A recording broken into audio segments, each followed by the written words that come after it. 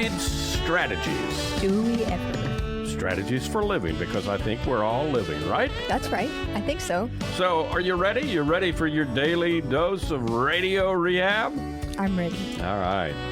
Folks, welcome. Welcome into 101.7 FM, 710 Keel. Welcome into another edition of Strategies for Living. I'm Dr. David McMillan. She is psychotherapist, PLPC, Leon McMillan. Mm-hmm. And you know, Lauren, for most of us, the recipe for happiness, well, we want it, right? Sure. Yeah. But for most of us, we think that that recipe involves some variation of the formula. When X happens, then I'll be happy, right? Yes. Now, here's the thing. You know, look at the world and think about how, let's say, magnanimous X is. How magnanimous a variable that is. Absolutely. And the world. I mean, when you really look at it, the world is packed full of X's. Sure, and over again, I think we tell ourselves, and perhaps even to a greater degree in our more consumerist society, that I'll be happy when. Yeah.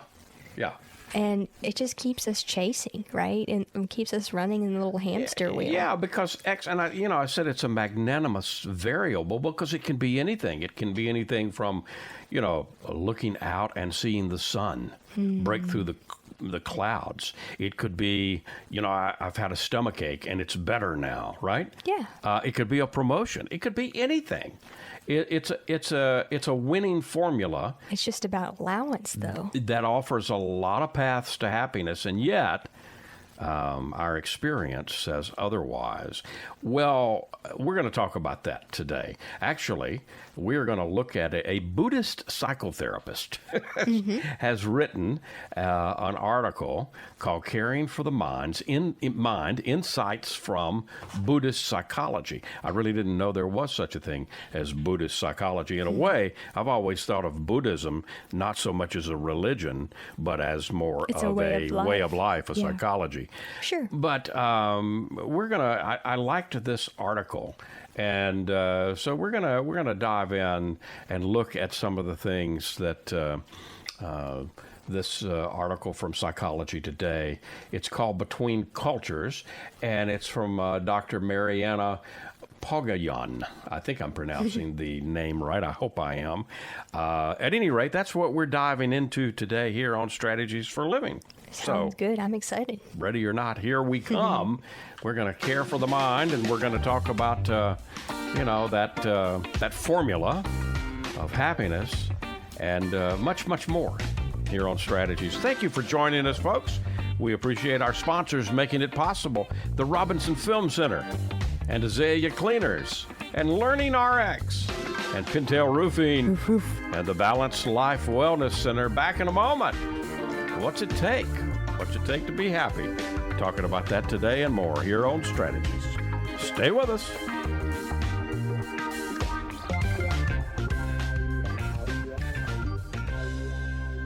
Hey, let's talk about the Robinson Film Center. I say it a lot. There's no place like the Robinson. Absolutely, there is not. 617 Texas Street, downtown Shreveport. You've got so much. You got the movies. You got Abby Singer's Bistro on the second floor of RFC, open for lunch and dinner Tuesday through Saturday. Newly remodeled. Absolutely. Great menu. RobinsonFilmCenter.org is the way you check it all out. You can go to RobinsonFilmCenter.org at any time and find out what movies are showing. Here's the deal. You want to join the crowd, join the fun, become a member. When you become a member, you become a star. You get discounts on movies, you get concession upgrades, you get bistro deals. RFC, 617 Texas Street in downtown Shreveport. I'll say it again. There's no place like the Robinson. There is not, and I'm glad we have one right here. Absolutely. The RobinsonFilmCenter.org. Reading begins not in the classroom, but in your child's brain. I'm Donisa Walker with Learning RX Shreveport. If your child struggles to read, maybe he or she has trouble focusing or comprehending, Learning RX Shreveport offers a science solution to reading problems, working one-on-one with your child, targeting his or her reading skills. Today, call Learning RX Shreveport. Make an appointment to have your child assessed. I know you want to help your child, so does Learning RX Shreveport.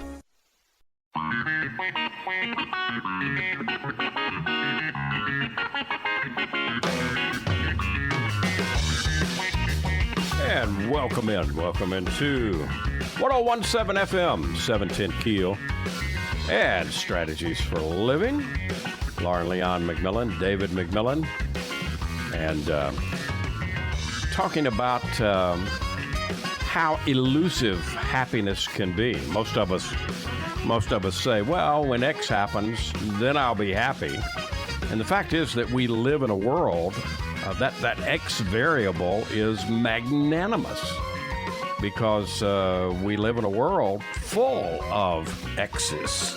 We could fill in the blank. So why then is happiness so elusive, despite the world being this treasure trove of X's, right? Well, and I think it actually comes back to the answer itself, which is X, right? And if we think about it, X, okay, I might be going a little deep here, right? Okay. But I kind of think back to every single one of our senses within the nervous system crosses over. So just for instance, right, like our eyes, the vision, what we see out of our left eye actually crosses over and is processed on the right side of our brain. Right, yeah. right. So there's always an X, there's a crossover. Yep.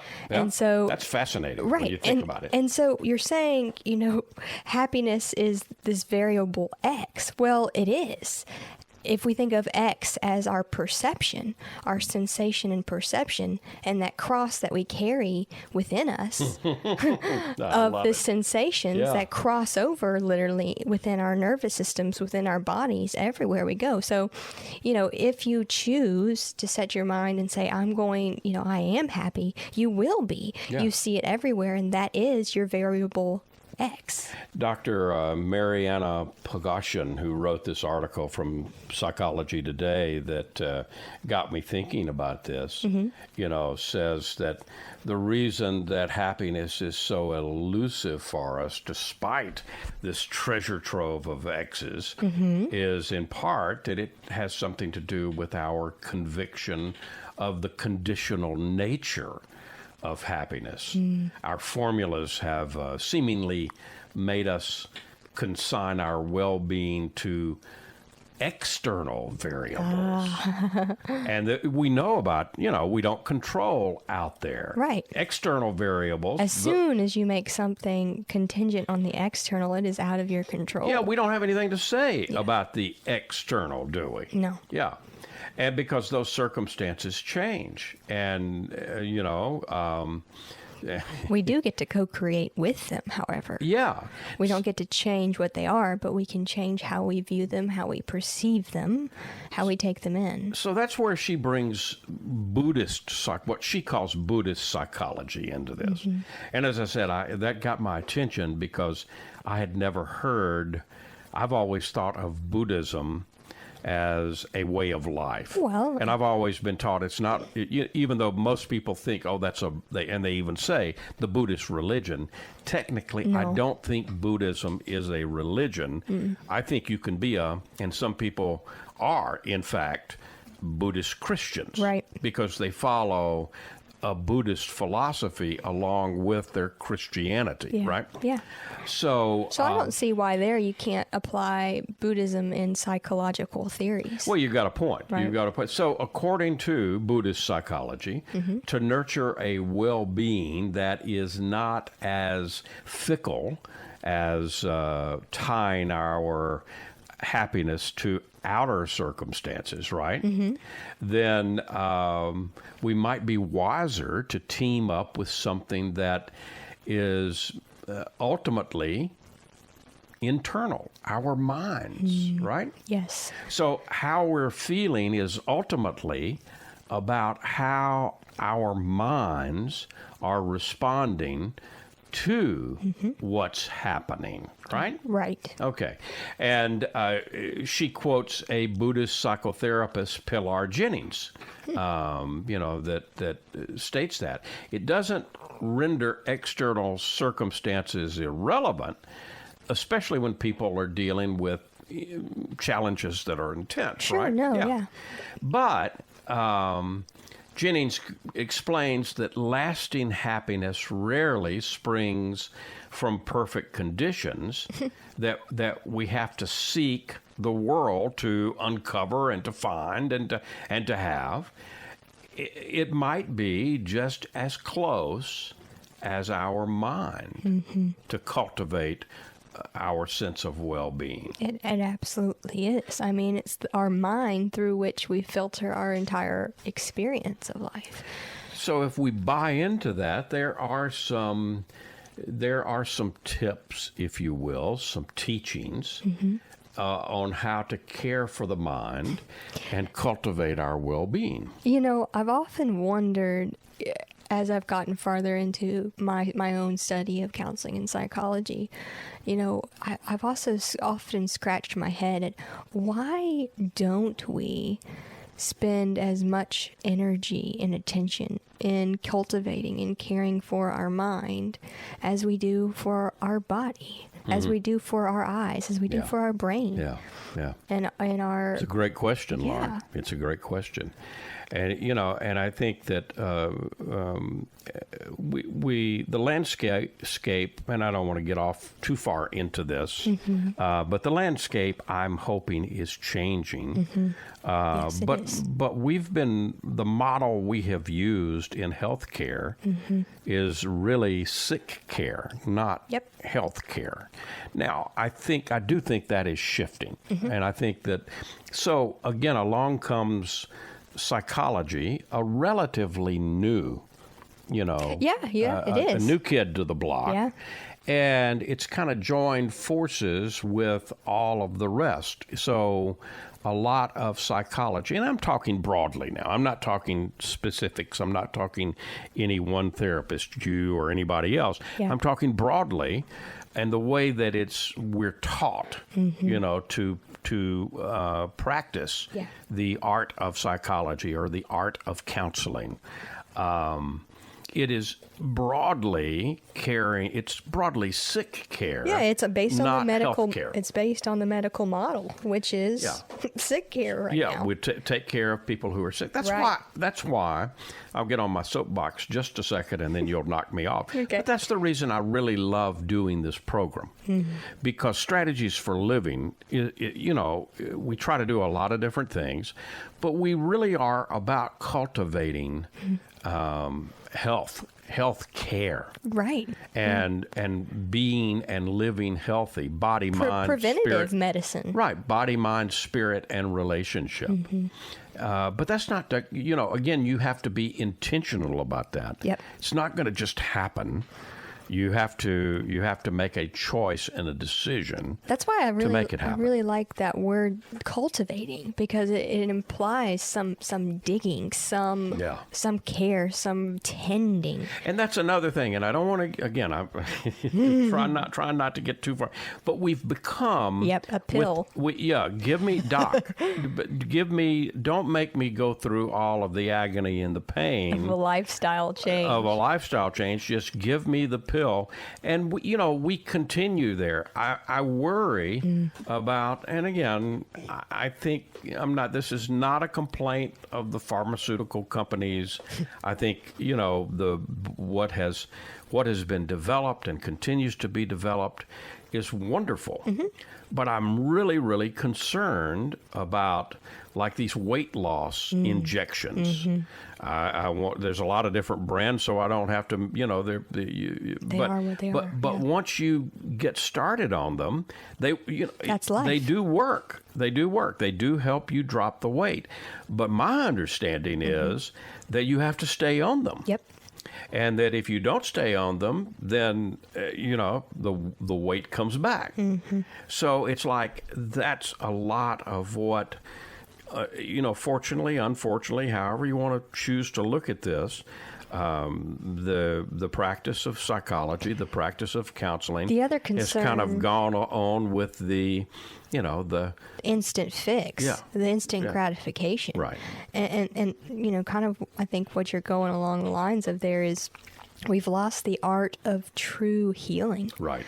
Which I think we're coming back to. I think all of medicine is headed back there.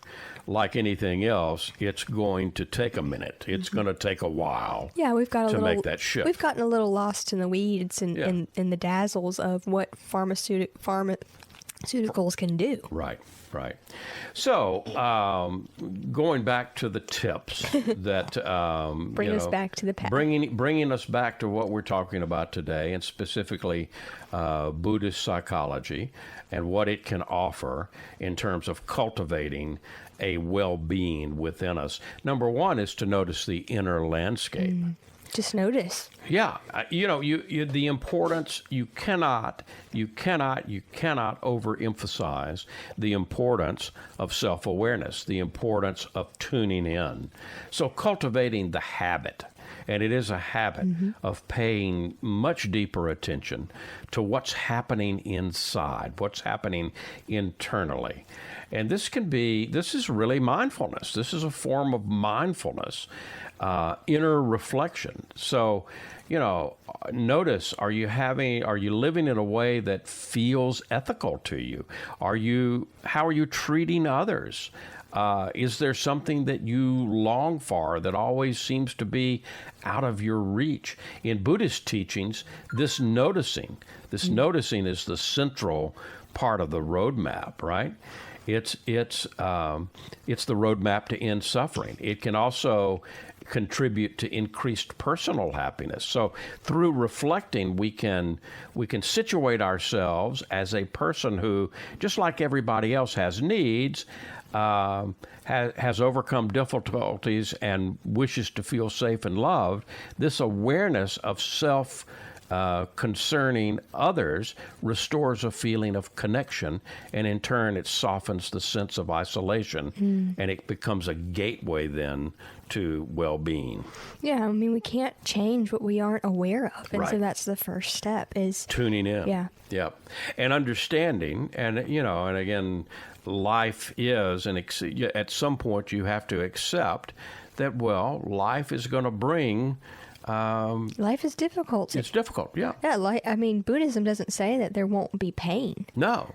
There's the old saying, the day before enlightenment, Yeah. you chop wood Carry and water. carry water. The day after. You chop wood and carry water. You may become enlightened, but you're still living in the world. Right.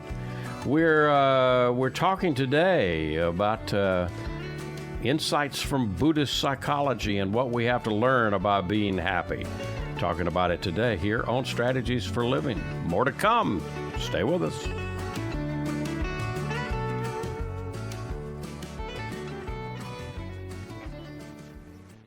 Dealing with stress, pain, feel like you're running out of options? When your life is balanced, wellness is a given. True wellness is holistic. It's about the mind, the body, and the spirit, all in balance. Now, there's a place right here in Shreveport that's all about helping us achieve peak mental, emotional, and physical health. The Balanced Life, 117 Kings Highway, right next door to Strawn's. Come see and feel the difference getting your life in balance can be. Many of your friends and neighbors have already learned the difference less stress and pain mean in their lives. You can book a discovery session right now online, thebalancedlife.us. All you've got to lose is stress, pain, or maybe both. Come see and feel for yourself the real difference balanced wellness makes. The Balanced Life Wellness Center, 117 Kings Highway in Shreveport, next door to Strawn's, thebalancedlife.us.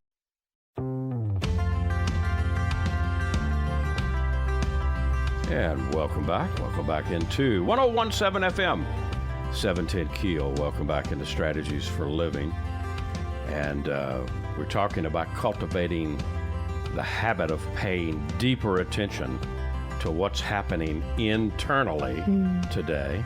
Because most of us tell ourselves, well, when X happens, then I'll be happy.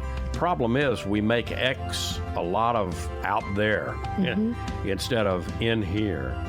So, how do we shift that? Well, Buddhist psychology kind of gives us some ideas that we can contemplate.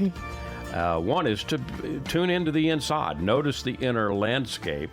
Another one is hold your experience with kindness. Try holding your experiences, all of the feelings, any feelings that are stirred, with receptive kindness.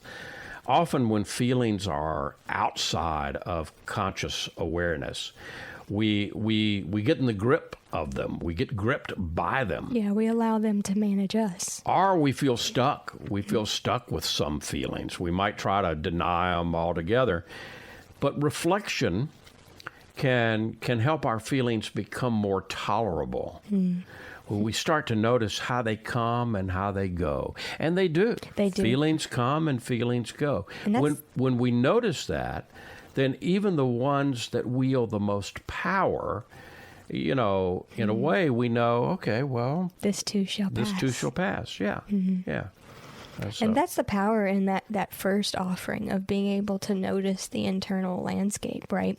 Is being able, if you can see it, if you can witness it, then it's not you, it's not who you are. Yeah. And so in that same line of thinking, then you can hold that experience. Yeah, so in a way, holding our experiences, whatever they are, without trying to change them, without trying to control them. No. Right? And it's about for me, it's about recognizing, right? Recognizing that each experience that I go through is a gift for my growth. What does a parent do to a child who's distressed?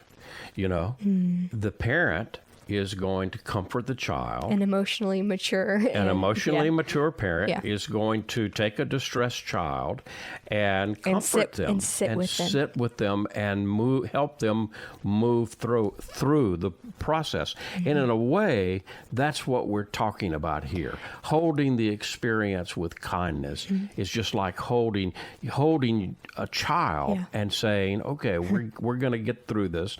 This is going to be okay. The parent brings compassion and kindness and curiosity to what? To help the child feel like they're going, whatever they're going through is tolerable. It's okay. We're going to get through this. Yeah. And I love that illustration because for so many people, that was not the case. That was not their experience in their upbringing. They were either left to deal with their emotions alone or, didn't have parents who knew what to do with them themselves. Right. And so this idea of knowing that a kind and compassionate and emotionally intelligent parent would hold the child gives you an idea of what you might need to do for yourself. Absolutely. And for your own inner child. Because compassion feels good, doesn't it?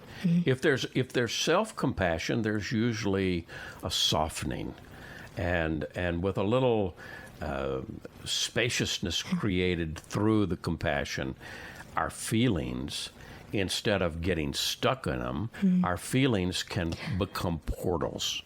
They can become portals into insight. Yes, because what you need to know is on the other side of that pain, on the other side of that fear that you are avoiding is the lesson, is the true gift. And that's it. So many times we'll hold so tight and what I mean by holding tight is even to the point of not letting ourselves feel certain feelings, right? But when you do that, we think we're escaping them. Right. And the truth of the matter is you're just locking them. You're keeping them within you. Absolutely. And, you're just prolonging the experience. The agony, if you will. One of the coolest facts that I've learned is that emotions are not intended physiologically to last long. Like physiologically, they're meant to last 90 seconds. Okay, if we allow ourselves to truly lean in and feel them and hold them. Right. with compassion and kindness and non-judgmental awareness. Right. But what so many of us do is we get the tiniest hint of frustration, of irritability, of sadness, of fear, and we freeze and we lock it in. Wherever it is, it gets stuck. And what we resist persists. Yep. So another thing we can do is use self-compassion, especially when it's too much to hold by yourself. If someone's has been too on their own when holding complicated experiences, they'll often build up defenses against self-reflection, right? And so their protective parts say, don't go near that suffering. Right. Don't open Pandora's box. You'll feel terrible about yourself. And sometimes there's an unconscious fear of confirming that the person is problematic or the person is unlovable. And none of us can hold the fullness of what we go through alone. So self-compassion can lessen the risk of getting flooded by self-attack and by shame. So, we could picture a benevolent other, and either real or imagined, someone who's present with us, who truly cares, and who's holding all of that with us without judgment, so we're never alone, And can I tell you, you speak truth. I'm chuckling because whether you believe it to be real or imaginary, we all truly have some being much greater than who we believe we are holding us. You and I were taught in a particular religion that we grew up in. We were taught that we have a guardian angel. Sure. Right. Yeah. And not everybody's taught that, and I understand that and respect that. But I think that's a wonderful teaching. I do too. I think it's a wonderful teaching to say, your angel can't interfere, Right. Right? And can't do life for you, but you're never alone. Yeah. And so I think from that perspective, it's a good thing. Another thing you can do is widen your definition. So widen your definition of happiness. So happiness is a multi-dimensional part of the human experience. And it can be understood as a terrain that includes a sense of appreciation, a sense of delight, of peace, maybe even contentment. And when the mind is settled, relatively settled, we're more likely to notice the small things that fill us with gratitude. I mentioned at the beginning of the program, watching the sun break through the clouds, having been sick or hurting, and all of a sudden not hurting, right, and feeling the gratitude. Recently I've done a lot of things. I hadn't talked a lot about this. I talked a little bit about using the whole body vibration for my knees, and it improved. And then you recently talked me into going back to the gym. Yes. And screaming and kicking, I did go sign up. You kind of used isn't there one that you go to with a steam room and a whirlpool? Yeah. So you kind of used a little psychology on me. Try. Anyway, I got there eventually. Yes. And now I'm trying to go 3 times a week or so. And I'm proud for you. You've done thank it. you. Yeah, I have. And the weight's not coming as it's not going to come quick, but it's coming. Sure. Half a pound at a time. Ounce here, ounce there. For me, my concern is your overall health and well-being. But I've had this experience since starting that, where there's a real difference in my knees not hurting. When I lay down at night. Right. Yeah. And that's neat. That's cool. And so that's cool, and it's a little thing, but it just really makes you appreciate the miracle that is our body. Right. And if we care for it and if we use it, right? I mean, there are some ideologies that say you need to really use your body if your brain, if your mind is tiring you out before your body, you're in trouble. Yeah. And so it's about being able to utilize and tire out your body before that mind can get to... mind, yeah. So the ability to savor the good, and it doesn't matter how benign that is, can usher in a reliable sense of contentment, even when things aren't perfect, right? So when there's genuine appreciation present, the mind can also fully enjoy the good experiences when they happen. So a delicious meal, maybe. Yes. A kind word from a friend, or an email or a card that you get with kindness, towards you.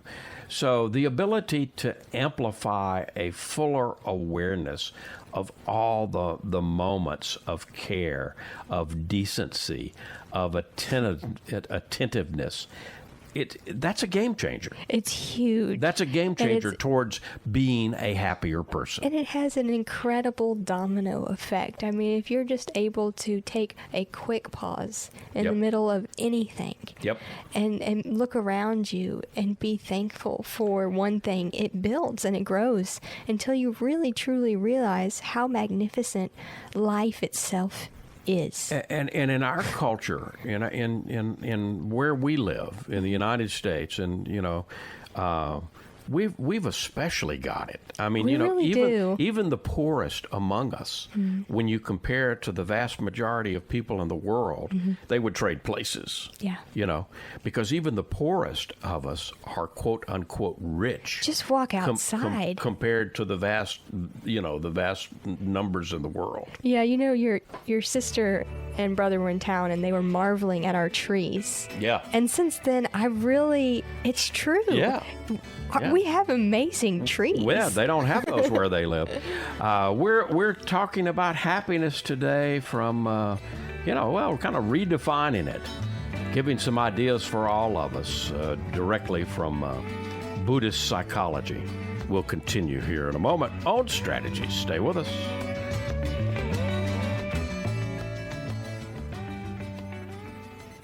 You're going to see the difference. When you go to Azalea Cleaners, you'll hear about it too. Azalea Cleaners has been fine dry cleaning since 1958, plus laundry, alterations and repairs, comforters, wedding gown cleaning and restoration. You'll hear about it from your friends because they'll see it too. They'll notice the Azalea difference. Azalea is convenient. 732 Azalea Drive, 9220 Ellerby Road, and 9227 Mansfield Road. Plus, the front door of your home or business with Azalea's delivery on demand.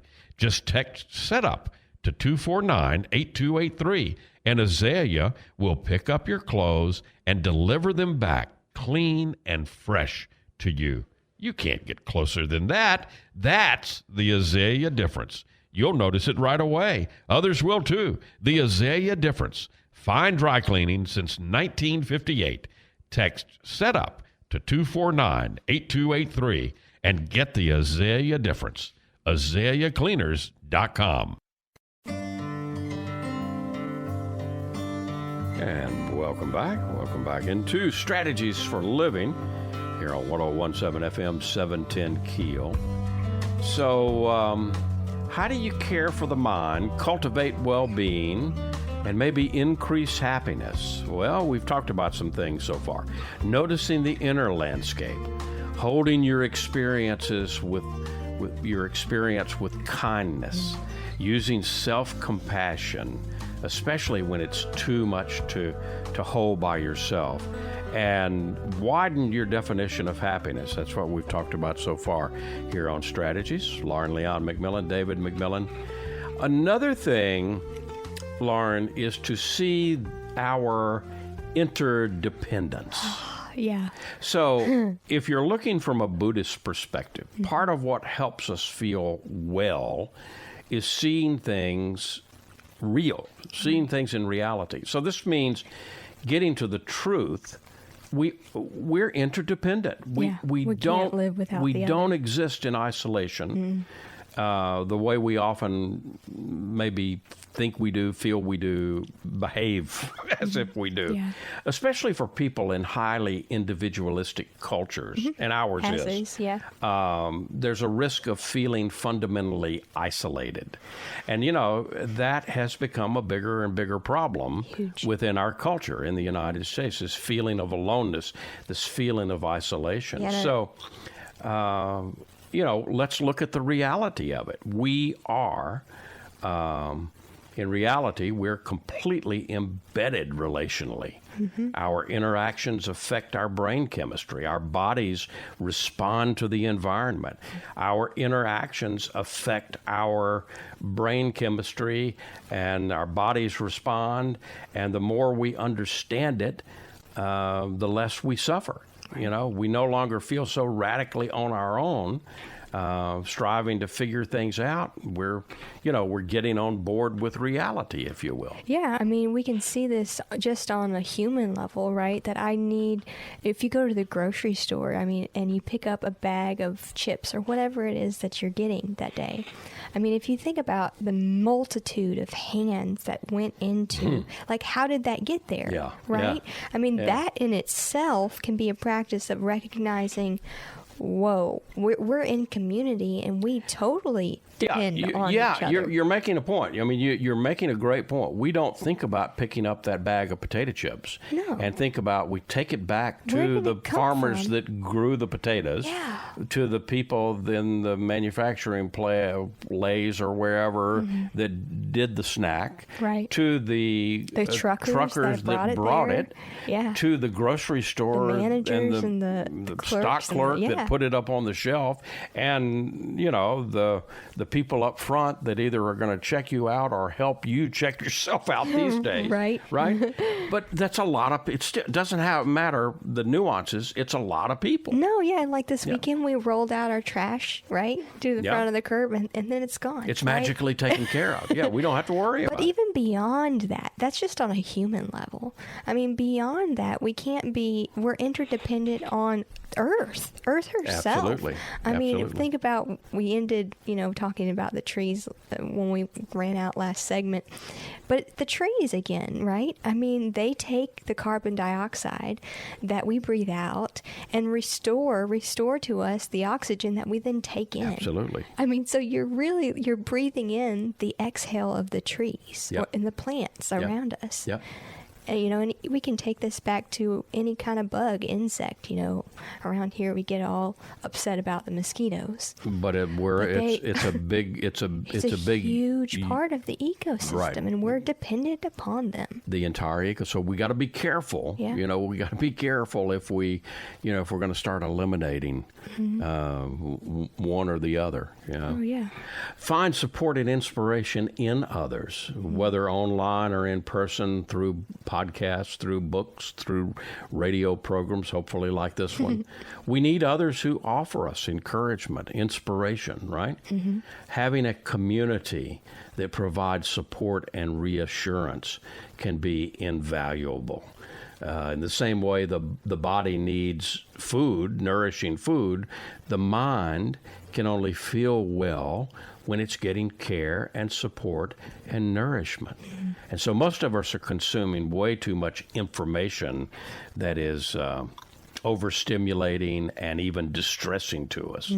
So we probably could counterbalance some of that frightening and even news that enrages us with information that inspires us and that is hopeful. Because our minds are just as responsive to what we're exposed to as our bodies are. They are responsive. Be careful. I mean, be careful the what you're brain putting in. the brain doesn't know the difference between an imagined or what it's seeing on television and the real event happening before us. Absolutely. Care for your gifts. According to Buddhist teachings, there's a basic goodness and compassion and beauty baked into the mind. It's a matter of appealing to that skillfully, patiently, and unraveling it in ourselves and in the world around us. So remember your incredible inner gifts. What are you talking about, David? Well, I'm talking about intelligence. I'm talking about insight. I'm talking about the ability to love. Yep. Those are incredible. Yeah. Those are absolutely incredible. Most people have a distorted and negative kind of sense of who they are. But we've all got those abilities. Yeah. You know? We come into the world with them. Yeah. And, we pile on a bunch of BS, belief systems. Right? Yep.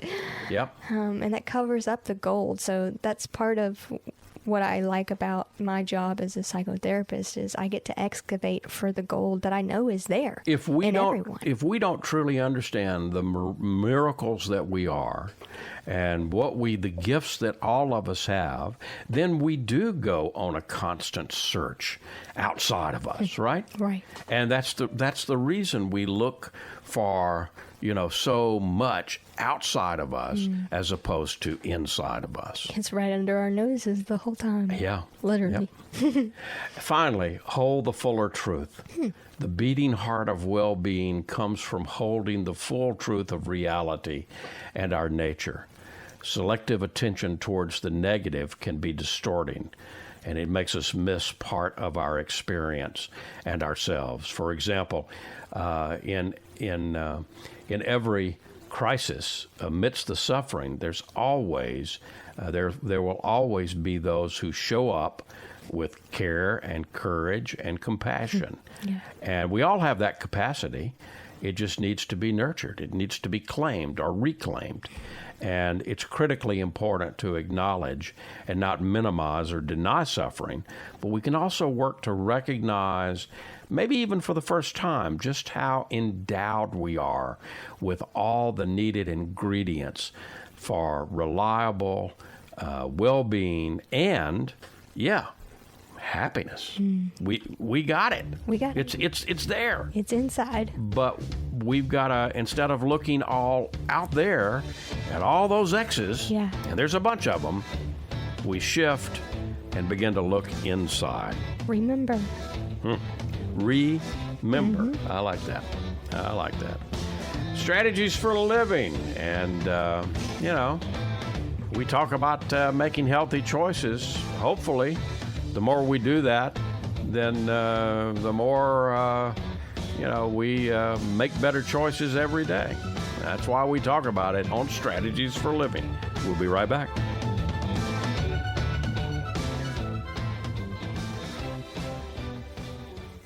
Hi, this is Jay Merle for Pintail Roofing.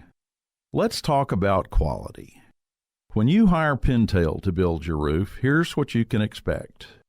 Quality and quality control are the most important concerns for us at Pintail, and you need to know that Pintail stands tall with swift and professional performance on any warranty call. This is our most important policy. And remember, we're your neighbors. We'll be here for you for the long haul. Our family's lived here for over 100 years, and we aren't going anywhere. On the commercial side of Pintail's business, our fluid-applied roofing solutions can save thousands of dollars over conventional commercial roofing options. Call Pintail at 226-ROOF for a free inspection of your home or commercial building. That's 226-7663. Pintail Roofing. What's the condition of your roof? And welcome back. Welcome back into 101.7 FM, 710 Keel. Welcome back into Strategies for Living. Like Lauren Leon McMillan, David McMillan. What are you taking away? What are you taking away from our discussion this evening, Lauren? I really like the idea of the coming together of Buddhism and psychology. Yeah? Because it is, in and of itself, the one and the same, and they're intertwined. They really are, more so than probably people, Yeah. than we think they are. But I think more specifically for today, I've taken away hints of presence again, which is often a theme, and gratitude in the moment. Yep. And I really like the idea of holding space Yeah. with Yeah. compassion for all experiences. Yeah. Because yeah. experience is the only gift, is the greatest gift that we have as humans. Yeah. Right? Is the experience of being human. Right. And so to recognize that no matter what the experience feels like, it's about recognizing our ability to feel that, to experience that is miraculous. Yes, it and is. a gift in and of itself. Yes, it is. And we won't be able to feel it in the same way ever again that we know of or Right, aware of, right? right, I mean, that's right. why we're in the human suits for Yep, now, yep. perhaps. kind of like snowflakes. Mm-hmm. Everyone is different. Yeah, and everyone holds the same sparkle of gold, reflected in different ways. Yeah. So it's about excavating that as well. Yeah. And excavating and really appreciating. yeah. And there you go. Thank you. Thank you. And folks, thank you. We appreciate you being with us each and every time you join us on Strategies for Living. Hope you can join us often because we take growth serious here on Strategies for Living. Oh, you said seriously. Yeah, okay. Technically, yeah. Well, we appreciate our sponsors helping us take growth seriously. Yes, we do. The Robinson Film Center and Azalea Cleaners and Learning RX and Pintail Roofing and the Balanced Life Wellness Center. If today were the last day of your life, you only had one more phone call to make, who would you call? And what would you say? And why are you waiting? Make the call. For Laura and Leon McMillan, I'm David McMillan. See you next time right here on Strategies for Living.